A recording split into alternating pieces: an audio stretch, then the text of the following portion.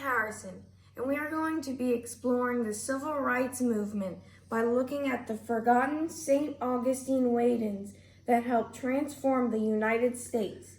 These Wade-Ins helped directly contribute to the passing of the Civil Rights Act of 1965. This made St. Augustine a civil rights hotspot. We've all heard of the civil rights events like sit-ins at the Woolworth lunch counter and the March on Washington and bus boycotts, but what about a Wade-In? Wade-In? What exactly is that? I'm so glad you asked. Wade-Ins happen at white-only public pools and beaches all around St. Augustine. At the time, public places like a pool were white-only, and that also applied to the public beach. All of the beaches in and around St. Augustine were white-only beaches. If an African American stepped onto a white-only beach, they would be arrested or attacked. In 1953, a black nursemaid for a wealthy white family on vacation was arrested when she walked onto St. Augustine Beach to check on the children she was taking care of. In 1964, St. Augustine became a major focus of the civil rights movement. Violence and protests became national and international news.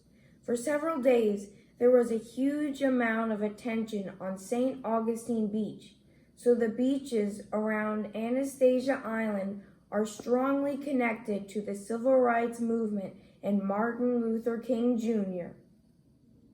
In June of 1964, nonviolent demonstrators chose to integrate St. Augustine Beach with a Wade-In. That is when African Americans went to the white-only beach and went into the water and stood their ground. It was their way of protesting in a nonviolent way. Purcell Conway was 16 at the time of this Wade-In movement. He stood up to the racial injustice that was his life in 1950's St. Augustine. He remembered Emmett Till, Rosa Parks, the 16th Street Baptist Church bombing, and the terrorizing of his neighbor, Dr. Robert Hayling. Dr. Hayling was the father of the St. Augustine Civil Rights Movement. White people had shot rifles through his door and killed his dog. He worked hard to make change happen through nonviolent protests. Purcell Conway was a civil rights activist who, with Dr. Hayling, stood up to the racial injustice in St. Augustine.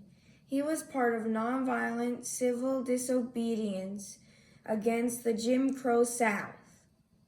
The moment he knew he had to join in and fight was when a white neighbor offered him a sandwich and then put the sandwich next to the floor next to the dog bowl. That was when he and his family knew they had to do something. In the summer of 1964, Conway and other nonviolent demonstrators went to St. Augustine for a Wade-In. They were surrounded by segregationists waving Confederate flags, threatening them. They tried to leave but couldn't.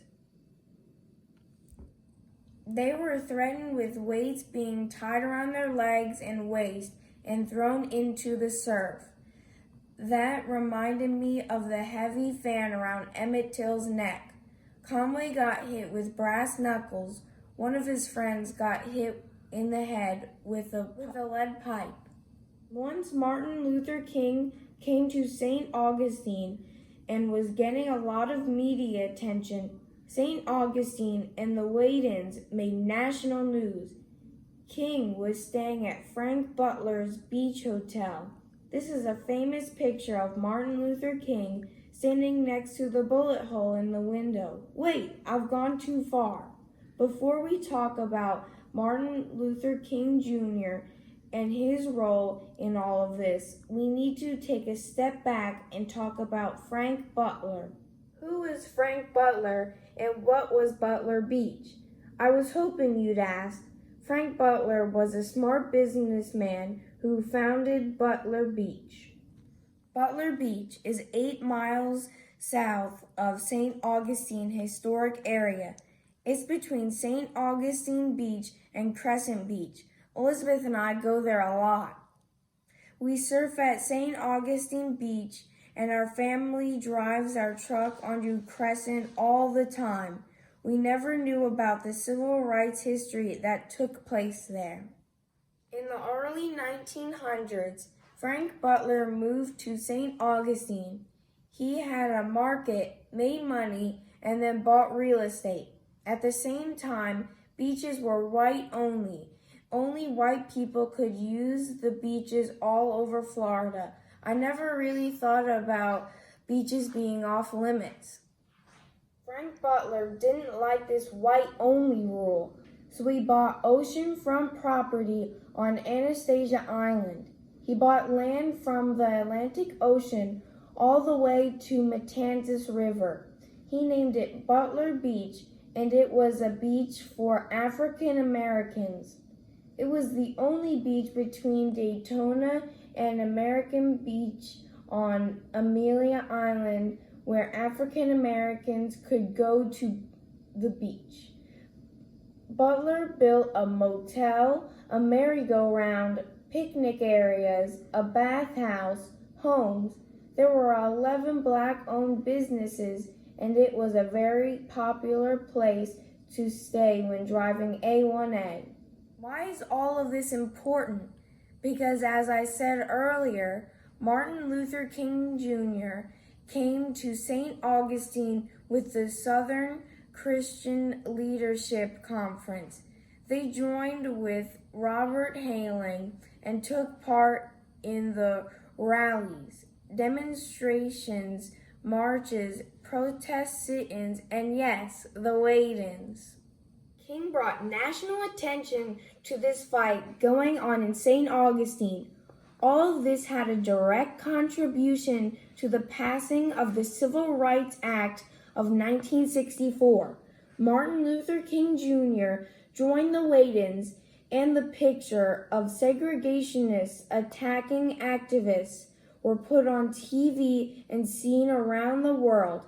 St. Augustine became an epicenter of the entire civil rights movement. The Civil Rights Act of 1964 outlawed racial discrimination.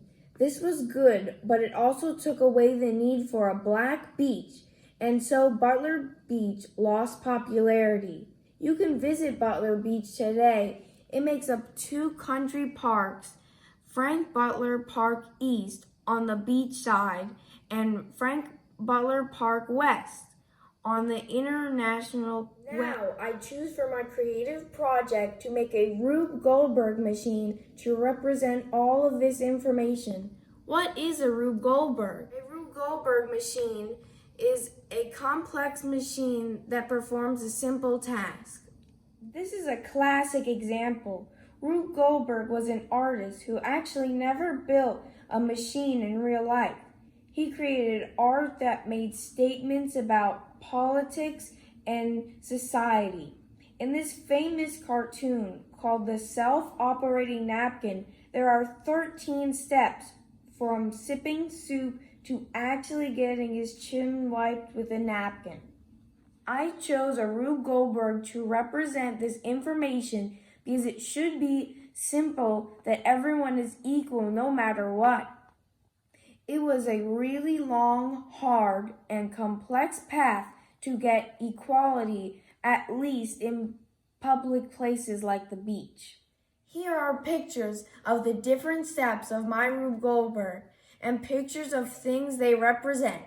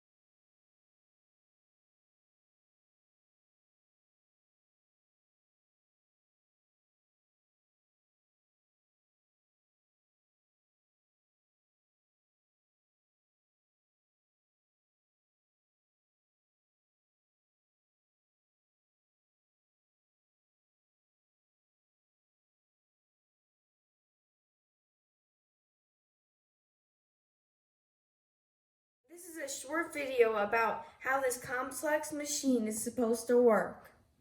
The car pulls a string which knocks over a domino, which releases a marble and knocks over dominoes, and then the blue dominoes will knock over a book and then knock over a glass jar onto the sandy beach, down a pipe, into a cup which will fill it up, knocking over dominoes, hitting a basketball.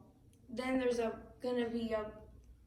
which will knock over dominoes, knocking over a tin can, releasing a ball, going down a pipe, knocking over a row of tape dispensers, and then releasing the skateboard.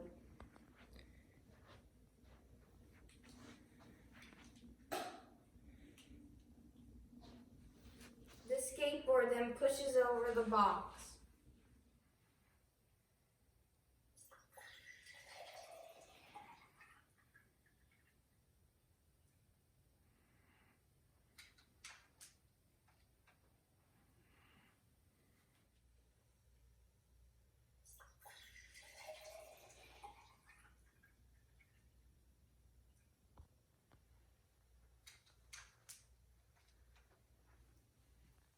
Finally, my Wade-In civil rights Rube Goldberg in action, a complex machine to fight against discrimination and get the Civil Rights Act passed in 1964. Thank you.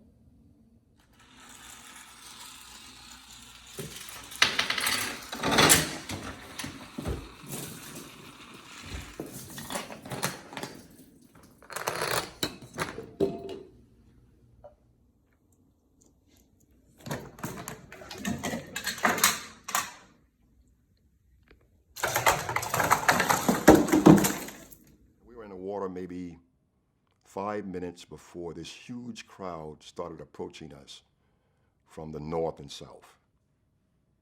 They were at a distance, so when we saw them coming, we had enough time to get back to the car and leave, which we decided, Lingus, right? I think we better leave. This may get out of hand. Finally, the mob surrounded us. We decided, all of us, to get to one side of the car.